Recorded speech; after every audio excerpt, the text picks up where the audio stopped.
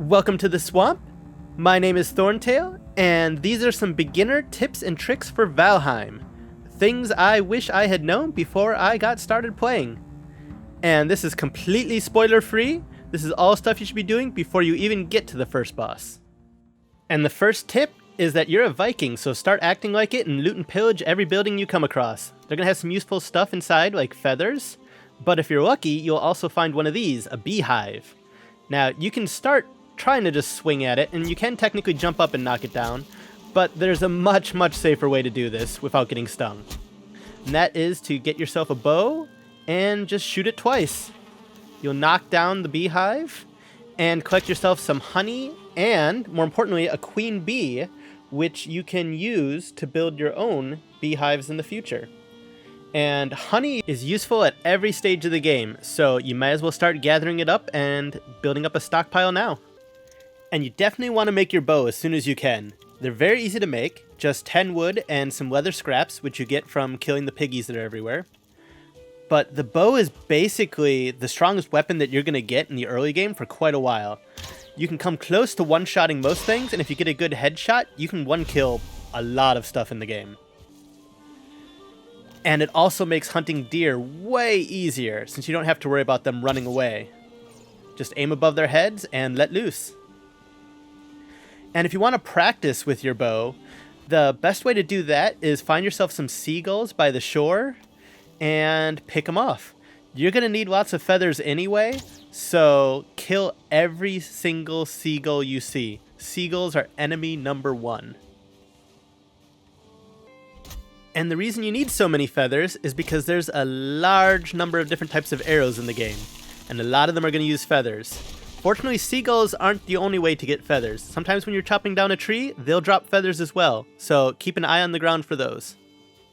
And the next tip is that berries and mushrooms respawn. So when you find a nice patch like this, you can open up your map and double-click on the map to add a waypoint.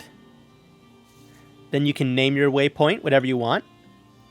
And you can also use this for other things too, like caves or just any point of interest that you come across. And it'll also appear on your mini-map. And the next tip is to hit those buttons down below. Actually, seriously, I'm a brand new channel, so hitting the like and subscribe buttons does help me a ton. And I'm really close to 100 subscribers, so that'd be really awesome if we could hit that soon. Anyway, on to the next real tip. And that is, as you're exploring, you'll find these rocks everywhere. Yeah, you can't actually break these right away at the beginning, so don't worry about it. Eventually you'll be able to break them, but you can get yourself a skill point if that's something that you really care about, but at this point it probably shouldn't be. However, when you inevitably start damaging your weapons, equipment, and such, you can go back to the crafting station, and this is where the repair button is. It took me and my friends way too long to actually find where that actually is.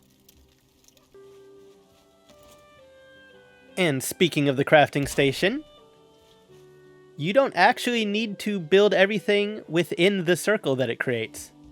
You need to stay within the circle, but the objects you're building can be built outside the circle. So that'll let you reach some interesting different locations and let you get a little bit more creative with your building.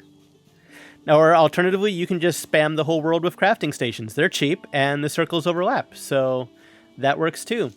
They don't actually need a roof when you're just building other structures, so you can spam them, you can build outside their circles, you got a lot of options.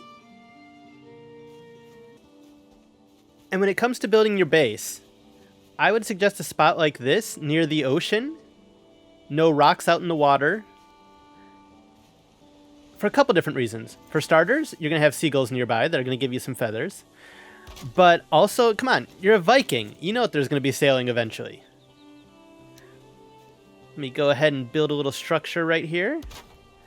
And I won't keep you waiting, so I'll speed it up a little bit.